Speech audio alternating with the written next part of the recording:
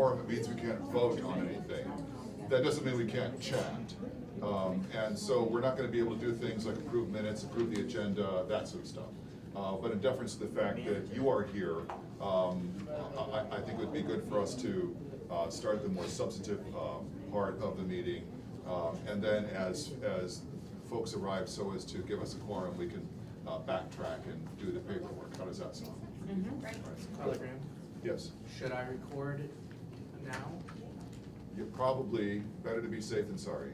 I just want to check. Thank you. Yeah. So I'll welcome everybody. We're more robust in terms of our membership before we do that. And so typically what we do is near the beginning is begin with public comments. Typically people fill out cards if they want to have that done. Leslie is telling me that there are no public comments today. Thank you. So, and then we'll go into the mission moment. You'll recall that the last time we met, last month, we weren't able to do the mission moment because of the heavy agenda in terms of the executive session. So we're going to be turning around and doing that this time around. And oh, by the way, it occurs to me that I should note that something's different here to my left. That we have with us Shiloh Turner. So Shiloh, this is, you presided over one executive committee meeting, so it's good to have you here for your first, well, it's not really a board meeting yet.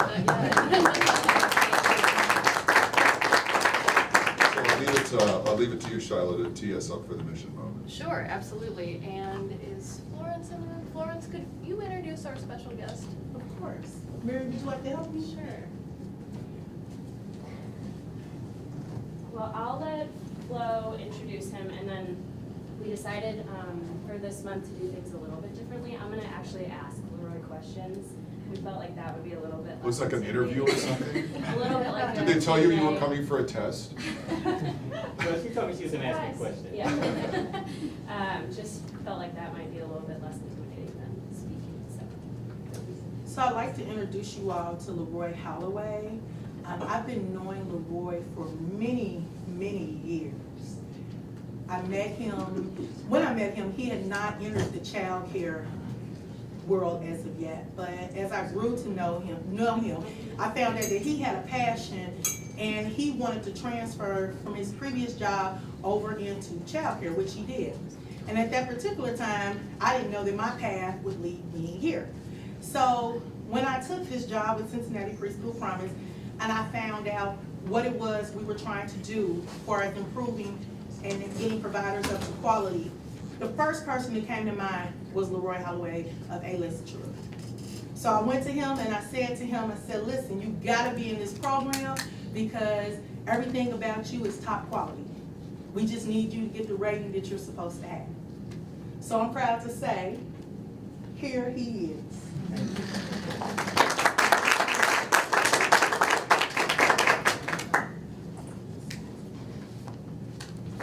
Great. You can introduce. I'm Leroy Holloway, owner of Avis Kids Child Care and Learning Center. I don't know what questions she had, but a little bit about me is that I started off not knowing that I was going to do this, like Flo said, but I've always had a passion for children. I was a single parent, and I raised my son alone. You know, normally it's the other way around, but I raised my son alone. When I came home from school, well, my mom had him until I came home from school. When I came from school, he was about, when I came from school, he came to live with me. And when my son, first of all, I'm going to tell you a little bit about my son. My son was born with cerebral palsy, and his mother could accept that. That's how I became a single parent. Her family, they couldn't accept that. And he was said that he wasn't going to be able to ever walk or talk. My son is my greatest accomplishment in this world. For the last 18 years, he's been a manager and working at Xavier University. You may know him. Oh God, sure. Jermaine Manigan. Yeah, sure, That's sure. my I know son. Jermaine. Yeah. Oh my God. Yeah, that's oh my cool. son. They had said that he wouldn't even make it out of the hospital. He spent the first entire year of his life in the hospital. And then when he got out, my mom had to quit her job and things. taking her, convalescent so that he can develop, and he did, and now he graduated from performing arts.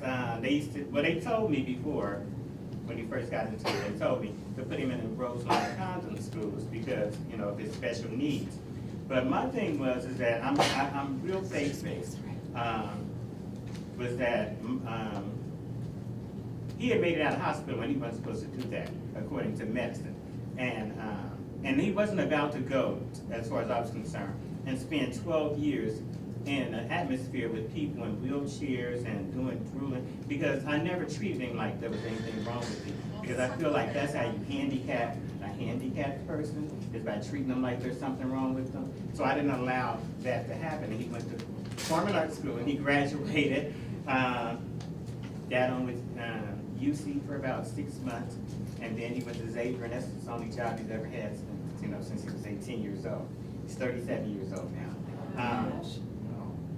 But anyway, me, I've always been an artist, and I got into, I started off a little nervous.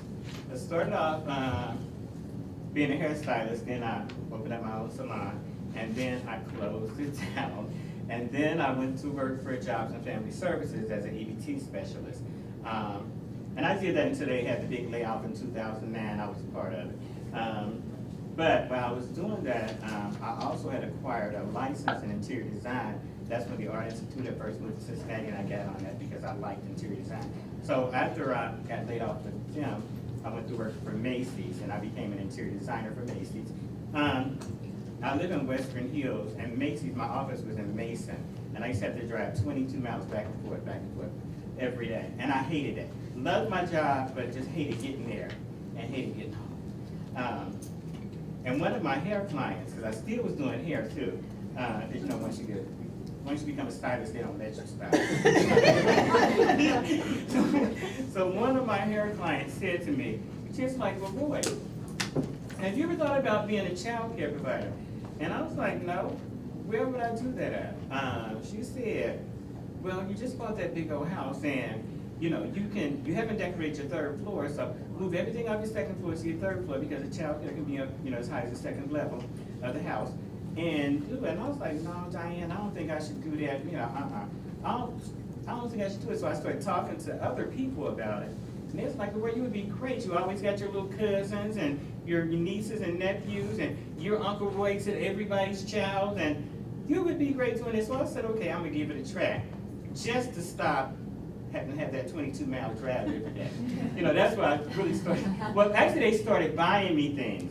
The people that I talked to about it, they started, every time they would go out, they would pick up something from yard sales. I seen something that would be great for your child care. I never said I was going to do this.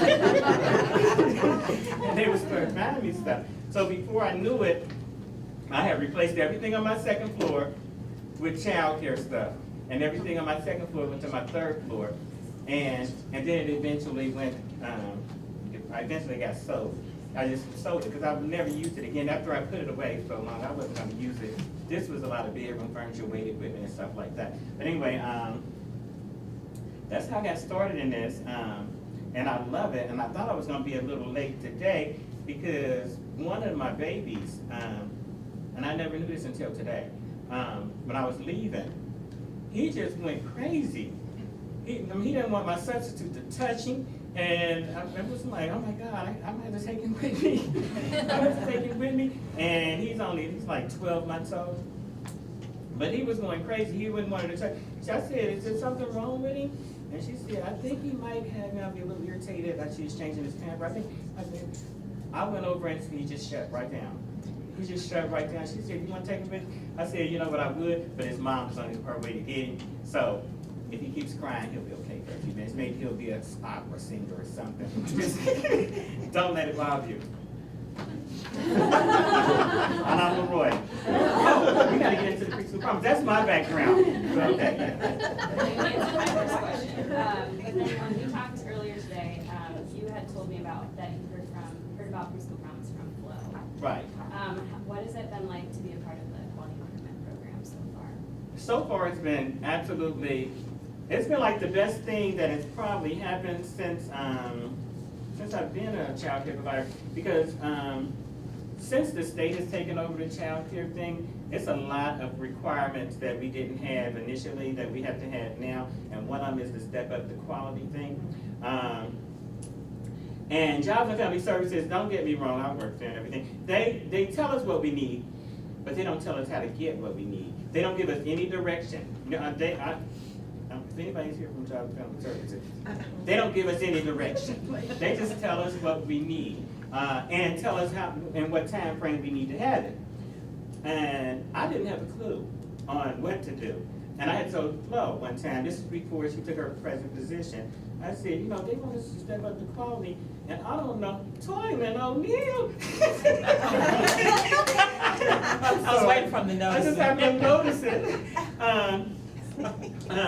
And I just happened to we talked on the phone, I was like, and I don't know where to go. I don't know how to start, I don't know where to start at, I don't know what to do.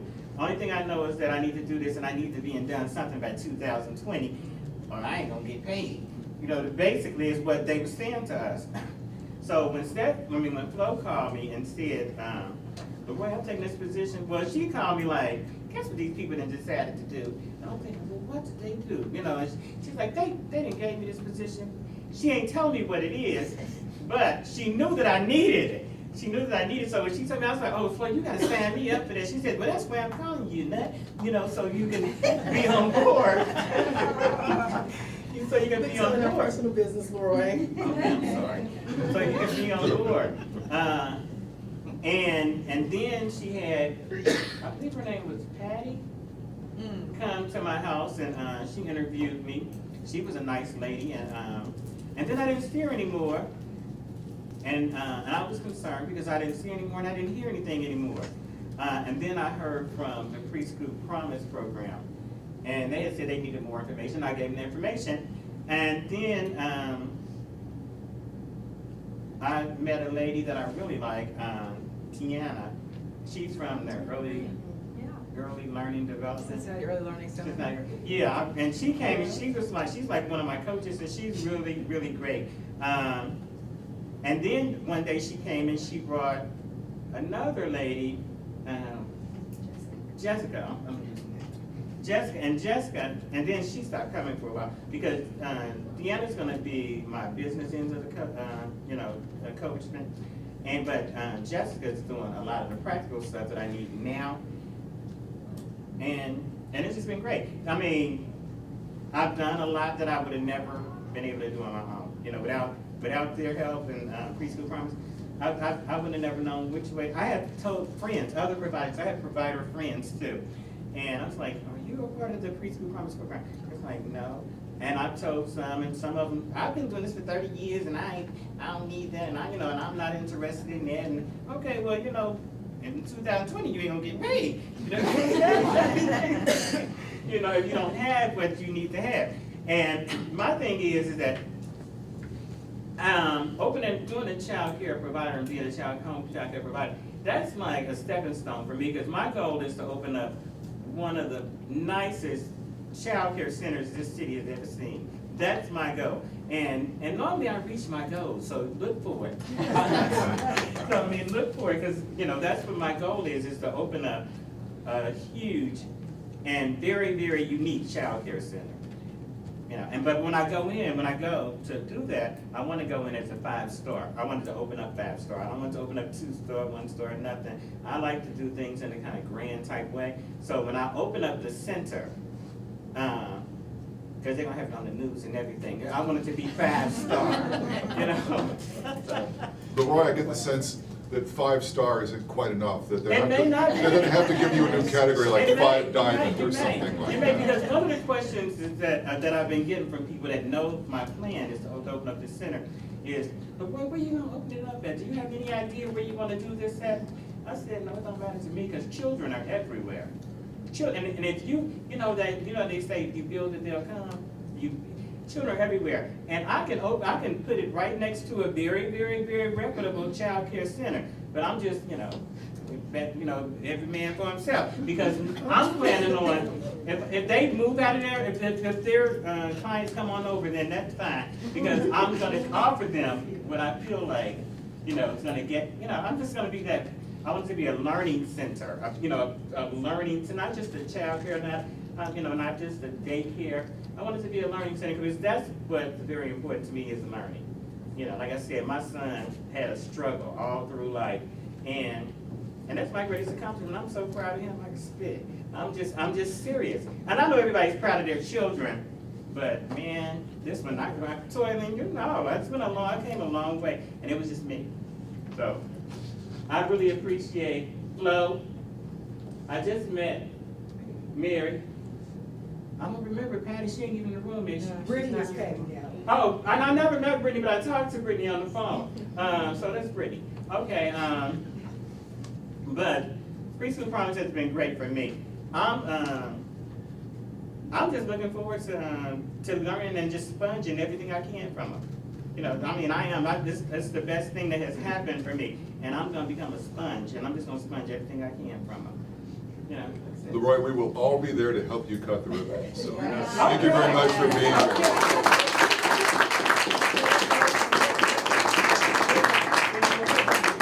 Okay.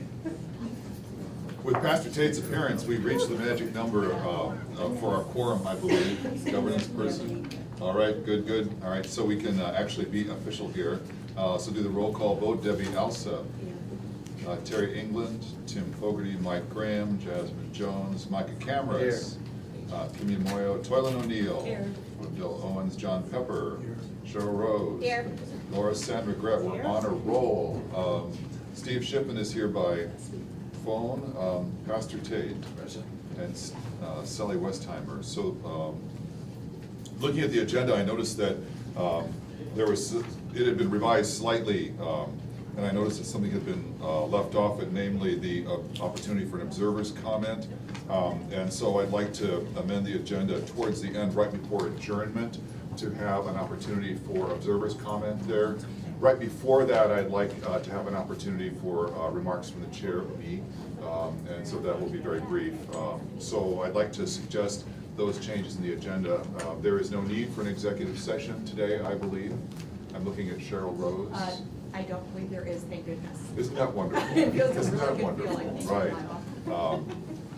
Does anyone else have any suggestions with respect to the agenda before we call for its approval? Great, all right, so with that in mind, I'd like a motion, please, to approve the agenda. I motion to approve the agenda. Thank you very much, Laura. Second. And thank you very much, Pastor Tate. So all those in favor? Aye. Those opposed or abstaining, thank you very much. Good, which brings us to the minutes then. I presume that you had the opportunity to review those in advance. Seriously? Seriously, I'm waiting for someone else. For those of you who are new to this, Debbie also has this, yeah, I swear to God, she was Command trained of the as a details. lawyer, you know, so. Thank you, Leslie.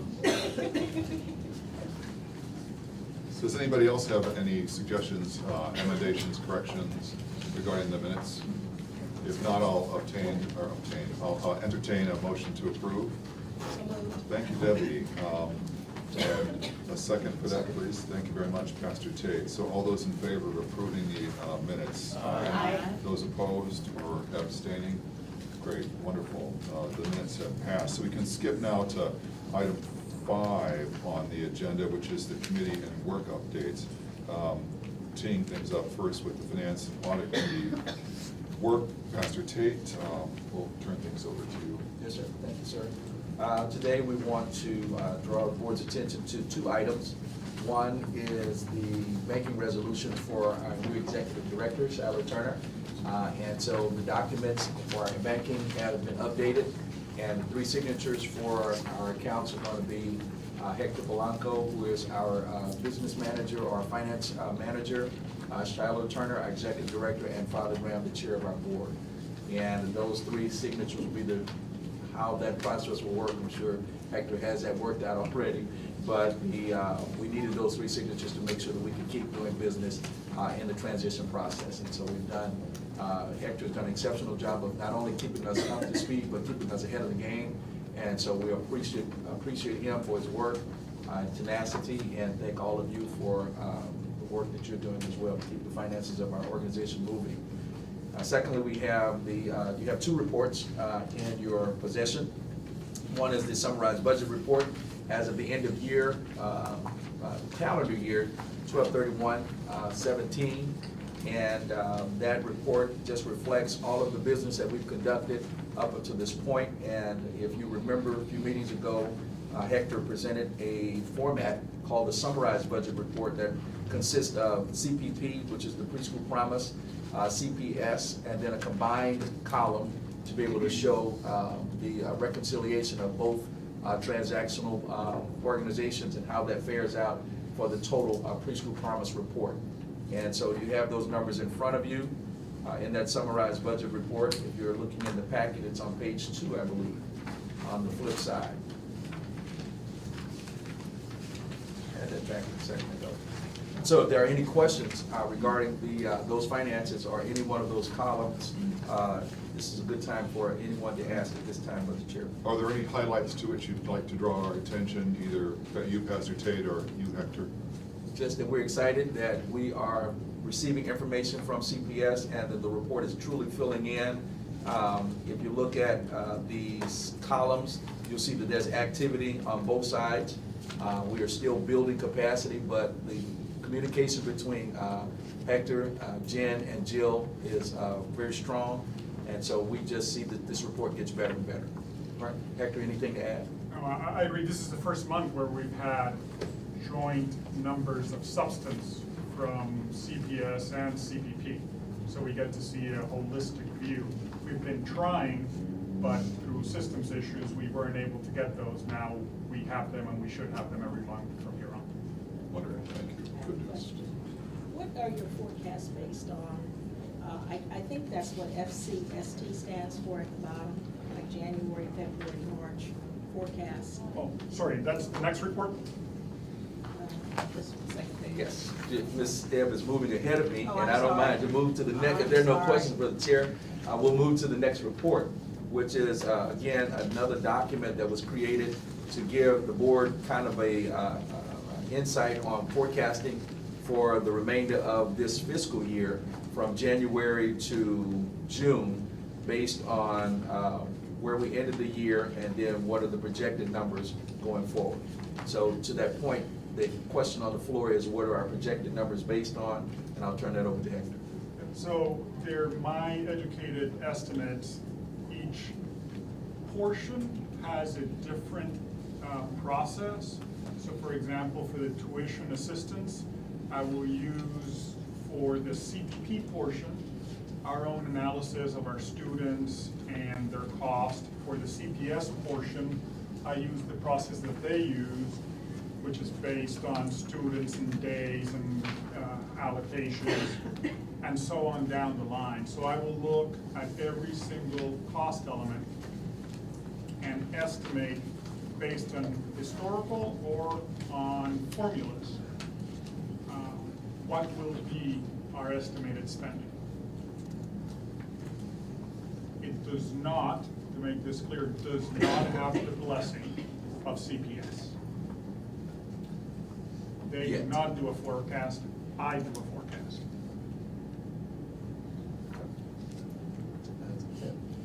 That answers my question, but there's nothing in June. Could you speak to June? Sure. For tuition assistance, we end the year in May, so there are no payments in June. So we would incur the cost in May, although the check would go out in June. Because it's accrual accounting, I can put it into May, which is where it should be.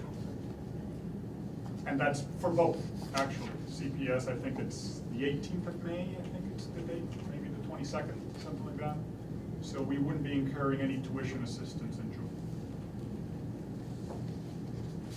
Okay, good. Any other questions? I'm sorry, Chair. But not about this, but, so why don't I wait to ask my question after people have asked their questions about the forecast, if they have it. Yes, sir. Sure, Kimia, and then John. My question is on the quality improvement Yes. and your forecast for January, which is passed, It has. and February, which is passed, I mean, are those actual numbers? No, those are forecasts, because But- this was prepared in the middle of January. Okay. So, and it was looking at 12/31, simply by the flow of when the numbers are available. So I prepared this forecast based on actuals, which is the first column, and then what I had available on that date. So if you look in the lower left-hand corner, it'll say figures last updated on. So January wasn't finished for me, and February is still ongoing today. So those are forecasts as of that time.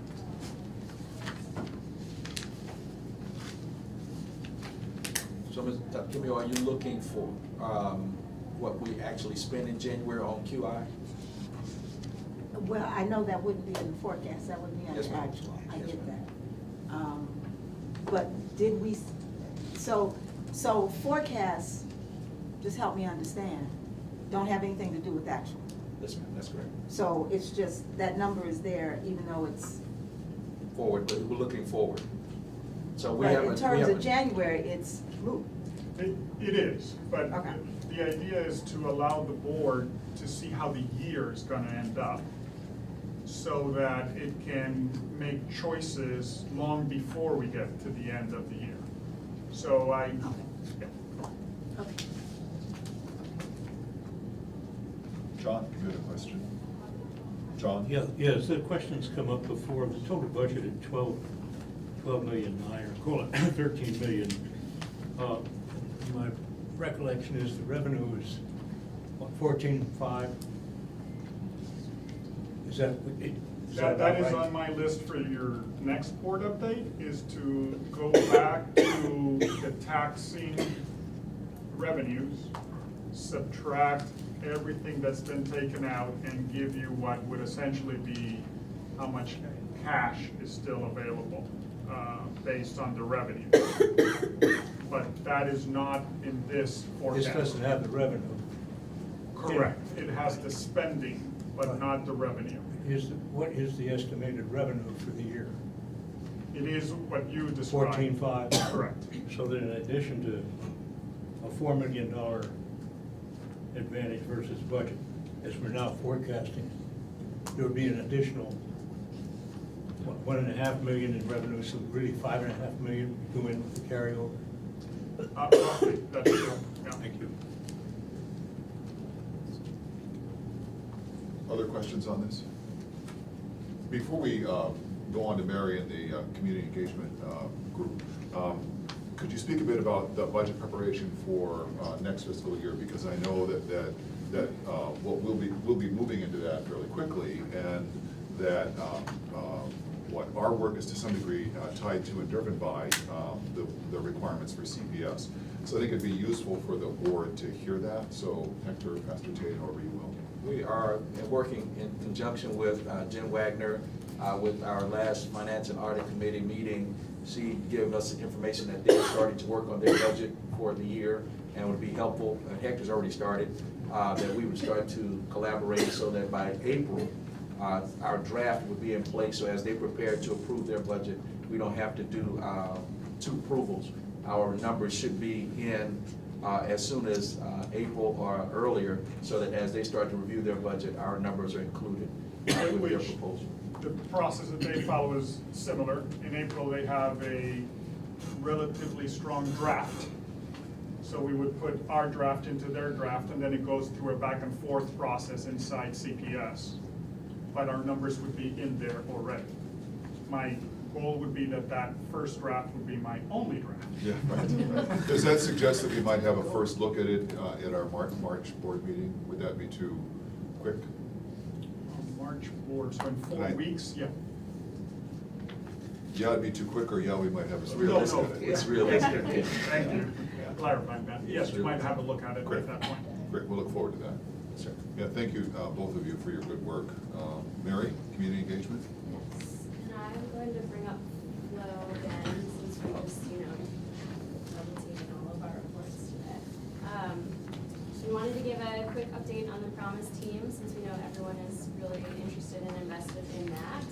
We do have our first PT member, and she's here today. So I'd like to introduce you all to Malika Wilson.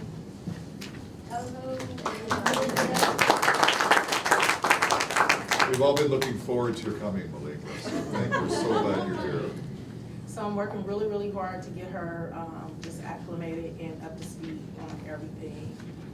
We went out, right now we have a concentration on the Avondale area. Of course, we're concentrating on all areas, but we're doing some targeting marketing, meaning that we're putting flyers out in the community, listing the child care centers that are available, and in hopes that, you know, we'll be able to generate more children from that area.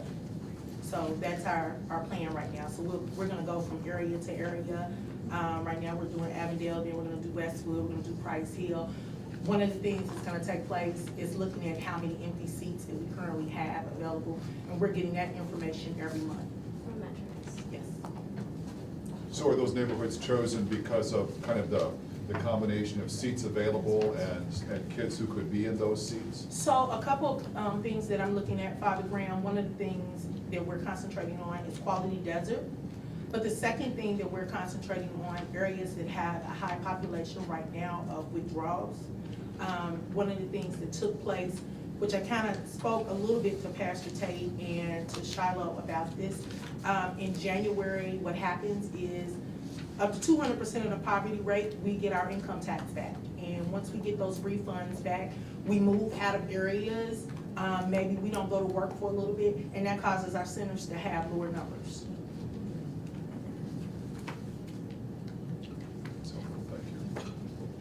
So in terms of next steps for the P team, we have had a few interviews over the past couple weeks, and we have a couple more to do, and we're hoping to get our second person on board as soon as possible, join Malika and really help us canvass those areas.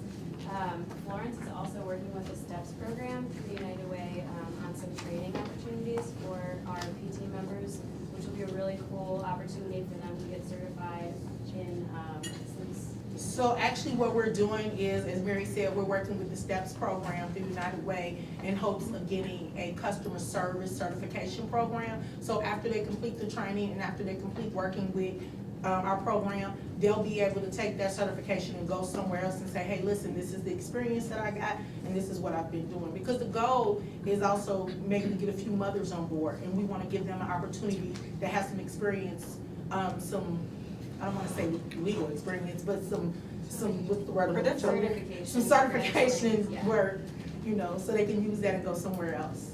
And the STEPS program has been awesome in helping us to acquire those trainings and then also to kind of train up to that. So that's been really helpful. In January, we did do a quality improvement mailing, which was just kind of a mass snail mail, as I like to call it, mailing to our non-preschool promise providers. That was kind of just as a soft touch to make sure they still know we're here, and Brittany has gotten some calls from that, which has been really promising. We're following up, moving on to the next step with some targeted marketing strategy and outreach to not only quality improvement providers, but also, like Flo mentioned, those enrollment, potential families who could still get 3 months of preschool for the rest of the year. And enrollment will start for next year, April 1st, which we're coordinating with CPS.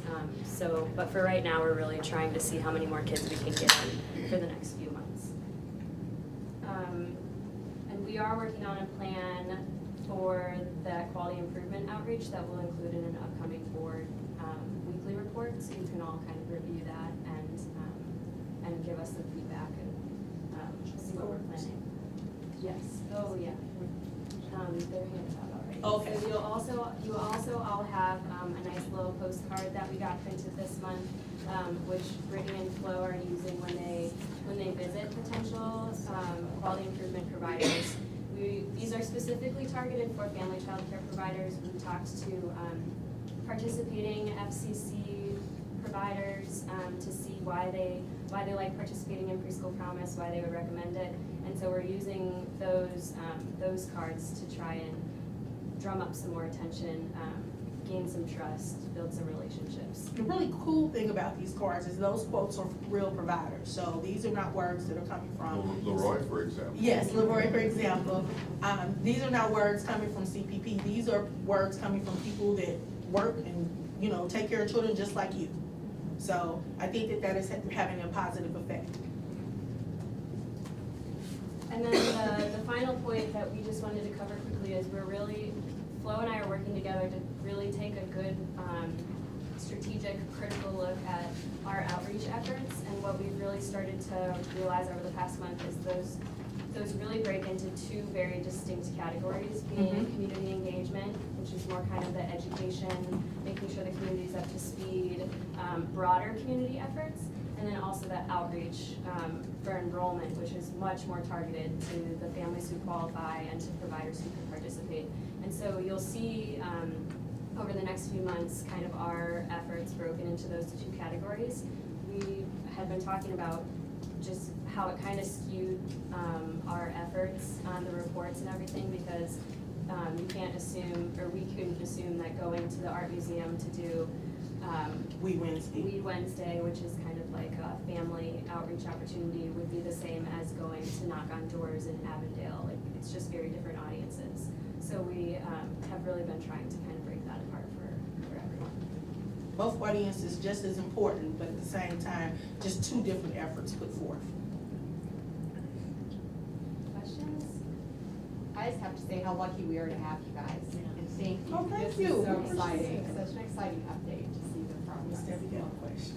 It would be helpful for us to be some of your best ambassadors and give board members 2 or 3 of these cards. We agree, you will have some in your office tomorrow, Ms. Debbie. Bring in the box. Anybody else? I just want to say this is great. Yeah. I'm right. really excited about this. And you have community engagement versus Oh, I'm enrollment sure, yeah. outreach. It's and, That's both really important. Definitely. Good fix.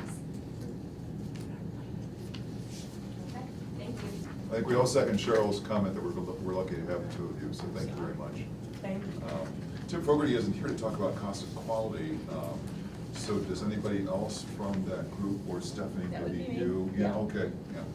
I figured that you'd be able to step into the breach Sure. here. So the committee met on the 1st of February, and primary purpose of the meeting was to hear the preliminary results from the UC Economic Center on the wage survey that they issued at the end of December, right before Christmas. And the purpose of the survey was to get data from all types of providers on the wages that they are currently paying all teachers and all staff within the program, regardless of the age group.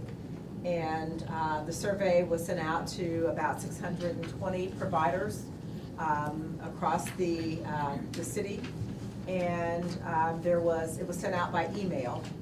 There was a 54% open rate to the survey, so more than half actually opened the email. Not all of them actually responded, but they got about 200 responses back. So they were comfortable that if they don't get more in, that they have enough that they can make some generalizable conclusions, but they are going to go back and try and get more of those who did not respond to do so.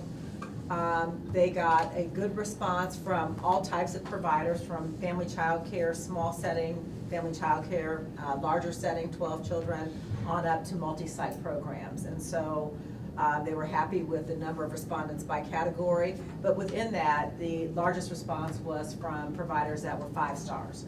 And so they did not hear as much from, those who were not rated, or 1s through 4s. And so they're hoping that, again, and going back to those that didn't open the email, they'll get a better response. We did not get hard copy data from them. They do not do that when they're presenting preliminary findings. We expect that those results will be back by mid to late March. They thought they needed another 4 to 6 weeks to actually go back to those who didn't respond, get those results back. Follow up with the multi-sites. The way the survey was developed, if you had more than 5 classrooms, you were asked to leave your phone number, and they were going to follow up and have a direct interview with those providers to get more data on their individual programs. But again, they were pretty happy with the results that they got. They are also gonna do crosstabs on a number of different types of questions that they ask. They ask information about not just wages, but benefits. So whether or not there's paid time off, vacation time, sick time, health insurance, dental, all of those benefits that might be helpful in attracting staff. So they'll do a crosstab on wages by benefits and also turnover. They ask about what the turnover rate was by category of employee.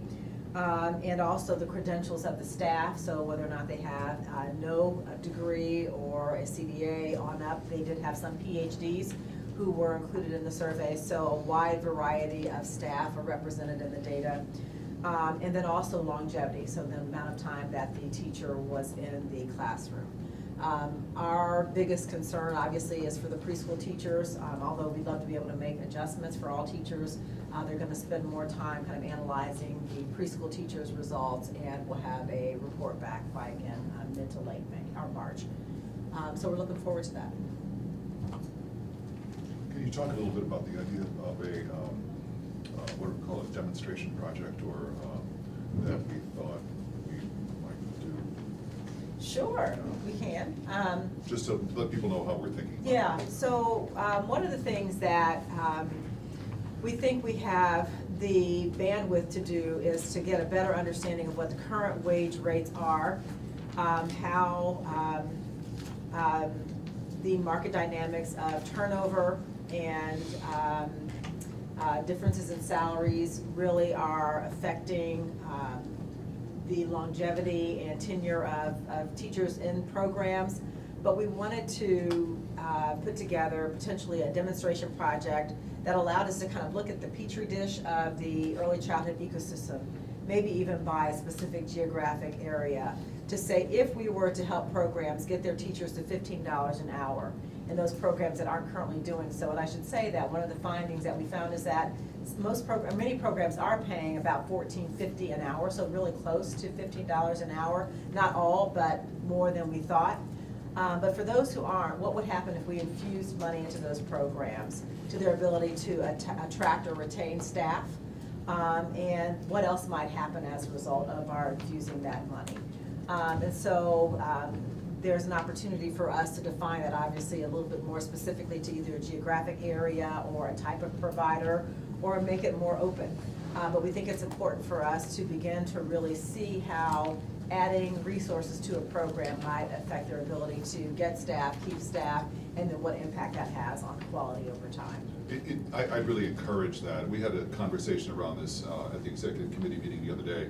As you know, there are significant members of the community for whom this is a very, very important issue. Well, it's an important issue for all of us, but there are some for whom it's a particularly important issue.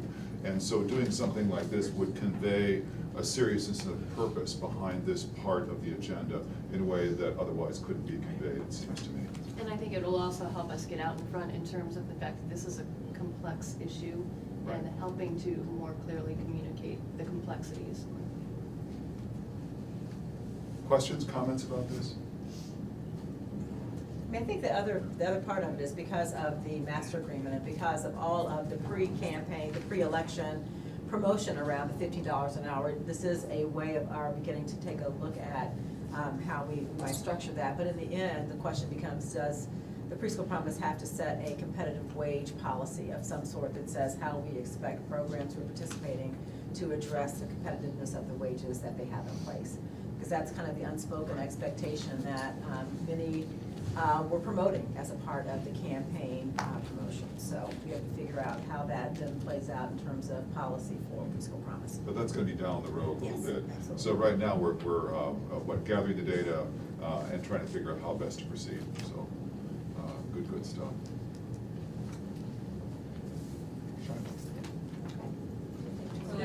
Oh, I'm sorry, I didn't That's see okay, your hand. I My just- bad. So this may be a naive question, so that's why it's not reflected in the budget for this area, it's why zeros are all across cost of quality and wages, because we haven't appropriating funds to invest in this. It's because it's gonna be down the way. Okay, Stay tuned. stay tuned. It won't stay.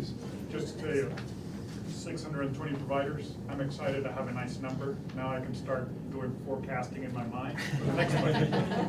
Okay.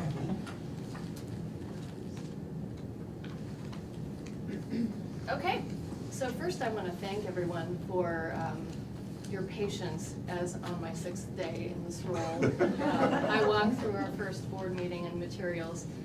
With that said, I've done my very best to catch up with the team, met one-on-one individually with staff, and am in the process of reaching out to all of the board members here individually, one-on-one. And so I think in a month's time from now, I will have a much better handle than I do, but I'm gonna give it my best shot right now. So in terms of quality improvement, we know that this is an area that needs our attention. And as you heard from Mary and Flo, we have some ideas on our team internally about some near-term and I think some longer-term approaches for how to wrap our brains and work around this. But I did want to just give you some data. We are currently working with 34 providers in the process pipeline. We have 15 approved quality improvement providers, 5 that are pending complete applications, and then 12 in the recruitment pipeline. And those pending, it's usually one or two small issues that we can work through pretty quickly. But we had a really terrific conversation, I think, at the executive committee meeting that has led us to the conclusion that, at least in the near term, in addition to the work that we're doing internally with staff, it would be very helpful for us to establish a quality improvement working group that could include members of the board and other content experts in our community. So that will be moving forward shortly. And Stephanie and I are working hand in glove, by the way, as we do this handoff. So do you have anything else that you'd like to add to the quality improvement work that I'm not close to yet? The only other thing I would mention is that we've gotten a revised proposal from 4C for Children to help identify ways that we can accelerate the quality improvement process. That includes going beyond coaching, which is what our quality improvement efforts have focused on primarily, to include recruitment and how we might be able to identify more providers through working with 4C to get them involved in the process, and a variety of other things that aren't quite coaching oriented, but are things that programs need to get engaged and step up to quality. So that was exciting. And also we're going to be getting a proposal from CAA on how they might do the same thing. So lots of opportunity for growth in this area, and certainly lots of need. Questions on this topic before we move on? Shiloh, it's gonna be you writing the rest of the agenda for quite some time. That's so right. Just go from topic to topic. All right. So we had what I found to be a really productive, useful partnership team meeting. That was actually technically before my start date, but I was able to join, and I was so glad that I did, because it was a fantastic demonstration of, I think, the coming together and true partnership and collaboration of CPS and CPP.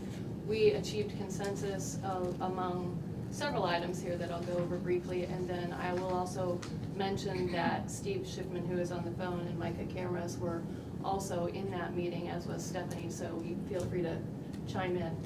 But we did agree that we would like to have a joint communication strategy between CPS and CPP to, one, celebrate year 1 success, and also to launch year 2 enrollment. And that along with those talking points and strategy, we would like to have a community-wide event to promote enrollment, and do so in conjunction with both programs. You'll recall last year, CPS was really just more positioned and able to begin enrollment sooner. We were still creating the structure to be able to do that. So now we've aligned, and I think it will provide a really nice opportunity for us to be a unified front out in the community and help answer questions and guide people in a more complete way. CPS has plans to create a visual acknowledging the classrooms that are supported by levy funding. And again, Cheryl Broadnex, please feel free to chime in anytime, because you were also there. Determining the feasibility of providing summer coverage in CPS and community. Well, why don't you back up Yes, to sure. talk about the importance of number 3. Yes. What that's about. So, and Cheryl actually might be more able to speak to that than I am, but it's been challenging to communicate about the students in CPS and who is and isn't receiving levy funding. And so as a way to address that, we were really wanting to put something publicly in the classroom saying, this is receiving levy support.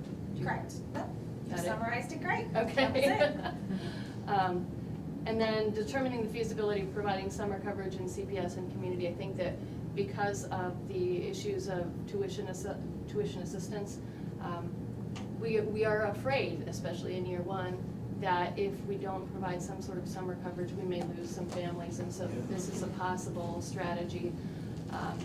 Then finally, on item 5, and then I'll go back to item 4, we do fully intend, I imagine Cheryl and I will be on speed dial very, very soon, that CPS and CPP work together lockstep to address our future capacity needs. So our very immediate next step is the implementation team will begin to focus on items 1, 2, and 4 to really dig in and hone in on that soon. That is most encouraging to see that in that report. Could you talk about number 4, because we're in February, and in Hector's forecast, there was 0 in June, so maybe there'll be something in June with respect to summer coverage at CPS and in the community. Yeah, I think the implementation team meets next week. So and they're that gonna will- talk about That that. will be a major agenda Okay. item of that team meeting. You know, I think given the interest around this table in that topic, it might be good after that meeting to send out just a quick update that lets us know where that stands. Because that's the kind of thing which, if it begins to happen, is gonna have to happen fast. Very quickly. Right. But the other thing that makes that really ideal is that we can do summer coverage in 1 year and not be expected necessarily to do it in a second year. We've got potentially the financial ability to do it this year. But if tuition assistance goes up, then we may not have the luxury of doing that next year. We'll have more of a rhythm in getting getting children enrolled, and won't have to spend as much time on the enrollment side. And so their coming back after a summer won't be as difficult as as it might be in the first year. But we expect that the money that's carryover from this year potentially will not be available next year. And so if we did other things that might be more difficult, like we talked about, potentially increasing the eligibility above 200%. Well, doing that would set an expectation among families that they would continue to have that access, and that's not as easy to do on an ongoing basis as tuition assistance becomes more difficult to provide. So there's some luxury that we have in this first year that summer coverage might be able to benefit from. And I think also it establishes and creates a rhythm that we need in year 1 so that we don't have to drop off. I wonder if there could be just learning opportunities in this first summer to see different ways of doing it. And I don't have particular ways in my mind, tying in with YMCA, YWCA, other organizations, other things that we could pilot almost to try different needs. Because we know the need for this will be continuing. The dollars will not be unlimited. There are tie-ins with other organizations structurally. They all have their needs, I know. But we could use this summer to get experience with different approaches that we could learn from for future years. Just a thought.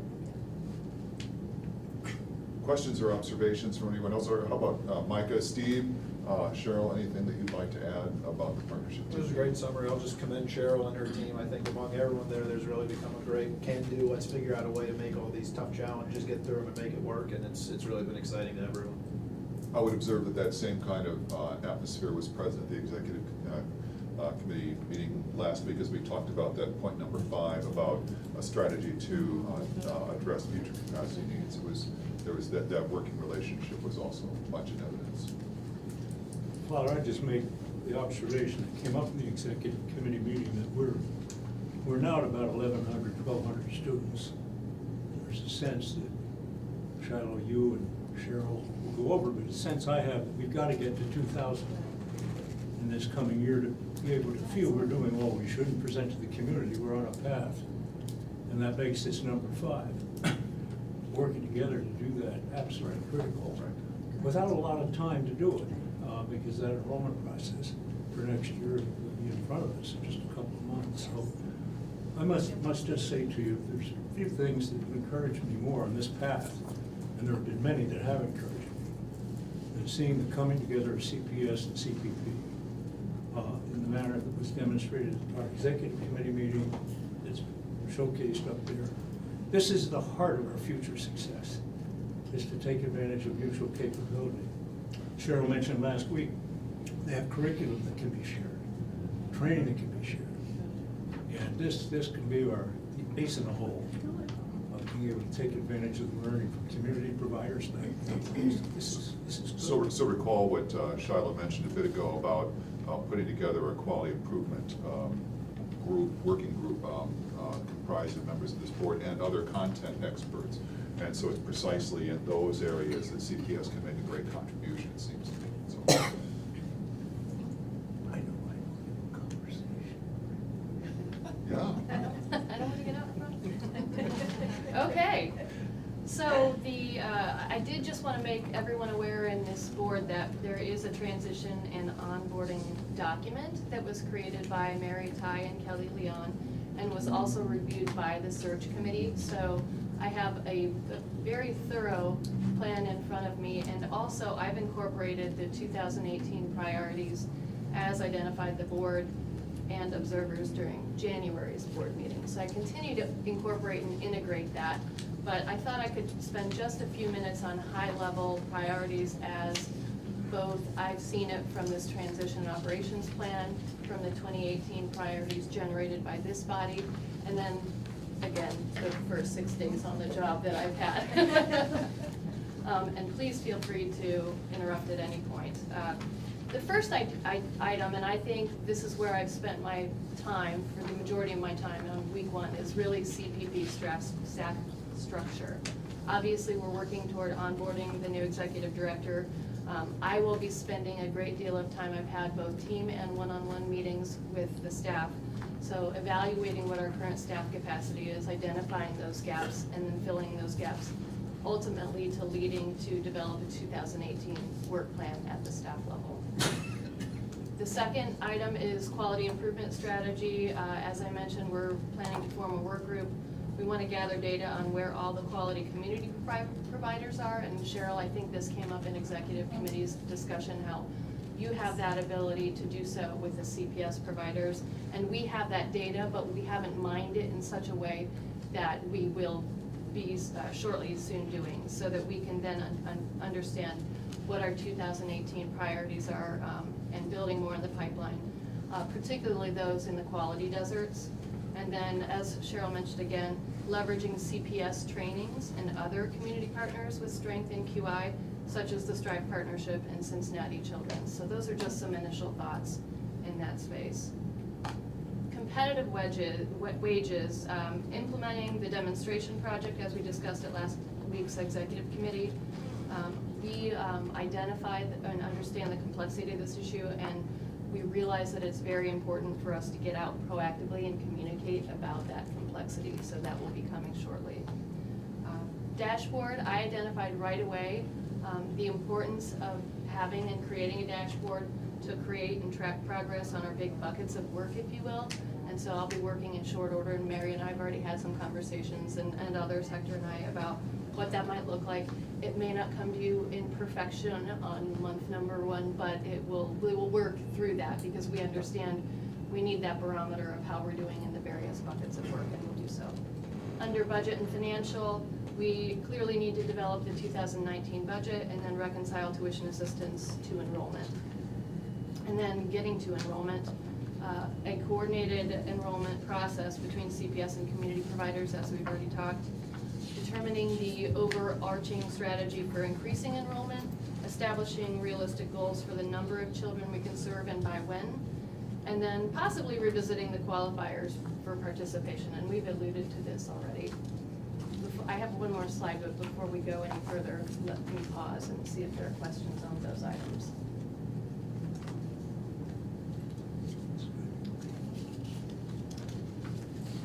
Then communications, joint messaging, with CPP, CPS regarding year one successes and challenges, as well as year two enrollment.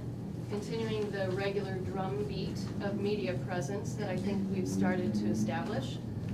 We are working with the Crane evaluators to survey providers, host focus groups to better understand how we are doing, and I think that will give us one more data point, if you will, on our communications. Under data and evaluation, regular monitoring of Crane evaluation work. I know Stephanie was doing this, and I continue to plan to do so. Meeting weekly with our evaluators to ensure that they are on track and understanding where they are and if they're addressing or hitting any challenges where we can help. And then maximizing the data available through Metrics IQ. I'm just beginning to understand how much information is in there and how much it can really strategically inform our work going forward. So I'm really excited as a recovering data geek that I can, dig that little skill set out and have fun. Relationship management and trust building, and we've heard this several times throughout our meeting today. I think of it as the 3 Ps, parents, providers, and partners. Primary focus is on CPS, CPP being lockstep, but also, and just as important, outreach to all the groups that work to get the levy passed and ensure that they remain engaged and supportive. So once I finish up with what I'm calling my internal work with my team and this board, my focus will certainly be on external relationship building and development. Clarity around the trusted entity role, and I wanted to say a big thank you and round of applause to the United Way for waiving the administrative fee.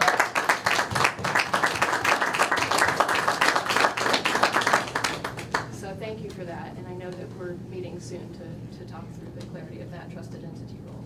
And then finally, refining the master agreement. We've alluded to that in terms of we need to align the agreement with practice. I think we need to determine if the qualifiers for participation were the right ones. And so that's going to be a big body of work that I certainly will need the support and assistance of several on this board to accomplish.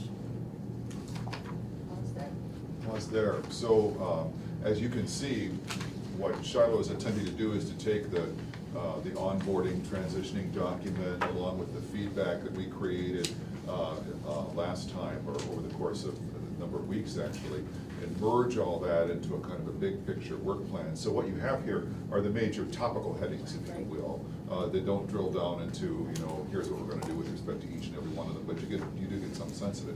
So the big picture question, I think, for the board is, does this sound right in terms of the major topics here?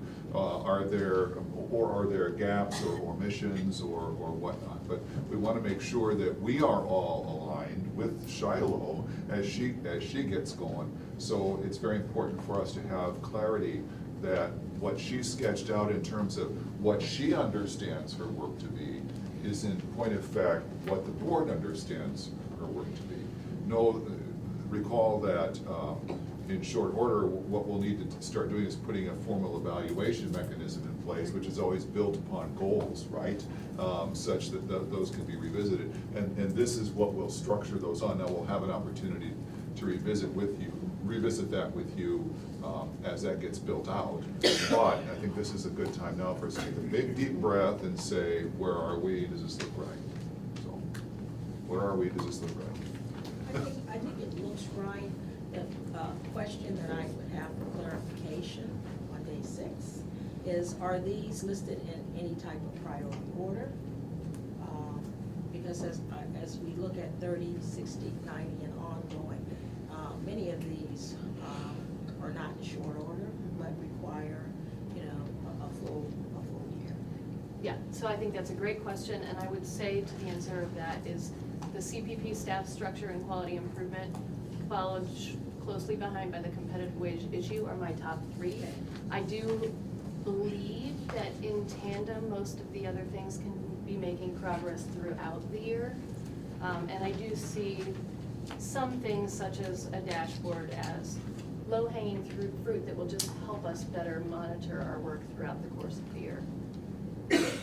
But if that's also, again, to Father Graham's point, if that is not in agreement by this board, I need to hear that. Will the dashboard in its makeup serve the purpose, or part of it be to establish where we stand against the key outcomes that you establish, I assume it would? Yes. And as you develop the dashboard, it'll be good for you to share it with the executive committee when it meets, and this group when it meets. And as you say, this is gonna be an iterative process. It's not gonna be perfect in draft one, but we'll get to what it is we need it to be as we go forward. Yes, and if anyone else on this board or observers have thoughts on specific measures, by all means, reach out to me with those ideas.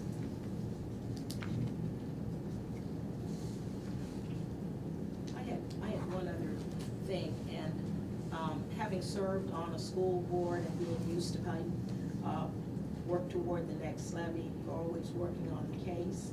And part of the case for building the next levy speaks to some of these items on here. So as we look at creating the need, enrollment's a big one, quality improvement, competitive wages. I think a lot of the other things are very important, but I think it's really important that when you all meet and look at future capacity, that's a floor for building success for the next levy. I think Debbie, you said exactly right. It strikes me that quality improvement strategy, competitive wages, and enrollment, those are the promises we made. Everything else serves those, right? And so, now they're important, to serve those, but those things need to be right in front of mind all the time. I've seen, and I agree with the priorities. I would hope that we could interject relationship management in those top 3 priorities. Those organizations and the community are very important factors in all of that, and especially the providers. And so if we can blend some of the works of relationship management and trust building into the top 3 priorities, that would be an excellent opportunity for us. That's great. I think. Great feedback. And that's what's so hard. I mean, I think there are, as you articulated, Debbie, there are the top 3 promises we made. But several of these issues are gonna need to happen at the same time to keep it going in a positive direction. Our neighbors who won't have to get to the others. Not linear. It's not linear, it's not linear. Other comments? Got one. Oh, okay, thank you. Not a board member, but just an observation, and I think it's kind of, maybe in conjunction with competitive wages, but we keep hearing a lot about the Workforce Development Council. And I know that they're chartered by the school board, and it may fall into the partners category. I love the 3 Ps. It may be one of the more important Ps that we figure out how they play into our going forward, what their role is. They're looking for a role. A lot of the same people who helped make the issue 44 successful sit at that table. So maybe not the first 30 days, but certainly a part of the consideration. And having their name show up on here, I think will just alleviate some of the angst that we're hearing from some of the players around the table. It's one of the, we've been pleased to see a steadily increasing amount of alignment between CPP and CPS. And that represents one more place where that alignment needs to happen. So I have every confidence we'll get there, it's just a matter of time. Good observation. We're setting a land speed record for a CPP board. Yeah, we are. This has never happened. I don't quite know what this means, I know. So does anybody, this was the last item before we moved into the kind of closing comments, both from the observers, and I have some comments in our whole line actually for after the observers. So observers, Really, Alicia? I've been able to meet and get introduced to Shiloh at the partnership meeting, but really just wanted to give her an official welcome. And I also just want to thank how Stephanie and you have really worked together to make such a smooth transition, because I think things have been pretty seamless and the work is continuing. And so just thankful for that. Thank you. Alicia? anything? I would just echo that. I just don't know words right out of my mouth, ironically. Official welcome to Shiloh, and certainly from United Way and Success by Six perspective, really looking forward to working with you going forward. Terrific, thank you. I was thinking as we were preparing for the meeting today, that we were here not quite It was April 20th. Debbie, remember the date, was that right? Yeah, it's close. There we go. It's close. So it's not quite a year that we were last here, but almost. And you remember that we were sort of like, we had a couple of meetings, we were wondering who the heck these people were around the table with us, and groping our way forward, and trying to figure out like what the big governance issues were, and how we should think about organizing ourselves as a board. And then there was all this work, and you know, the staff wasn't here then, and all those people from Parthenon were, you know, who spoke in those quick tones all the time, you know. And it feels like a real difference here today, you know, as Shiloh sat down and sort of ticked through the 30, 60, 90 days, and we made a couple of small comments, you know, but we have a sense as to what the work is, how it should proceed. It's good, Shiloh, to have you here, but there's a big picture that I'd like to draw our attention to. Let me read this. When issue 44 was approved by voters in November 2016, the luxury of time to prepare for the task ahead quite simply did not exist. Cincinnati Preschool Promise had hit the ground running to fulfill our promise to the community.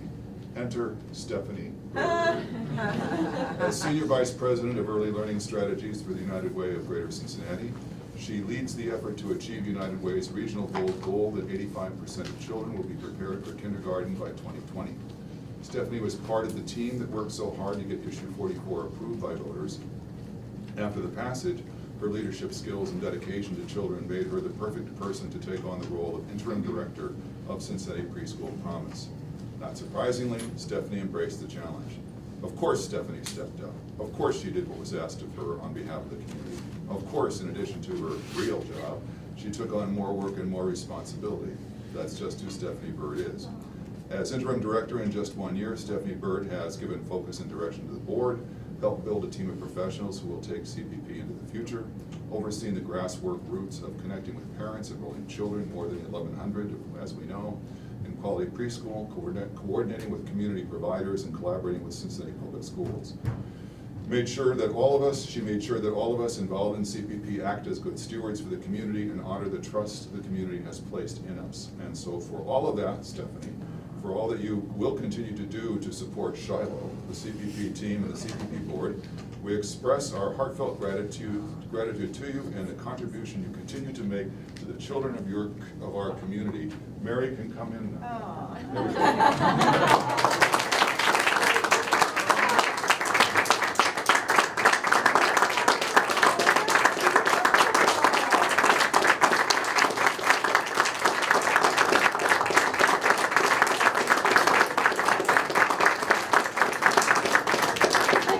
There'll be some refreshments after the meeting out in the hall, so you can thank and congratulate Stephanie one-on-one and personal. There's something that I always do, you know, when I'm talking to benefactors, especially groups of them, I always thank them for what they have done for Xavier University, what they are doing now for Xavier University. You can see where this is going, what they will do in the future for Xavier University. And so we can all thank Stephanie Bird for what she has done for CPP, what she continues to do for CPP, and what she will continue to do for CPP. Stephanie, thank you again. Thank you so much.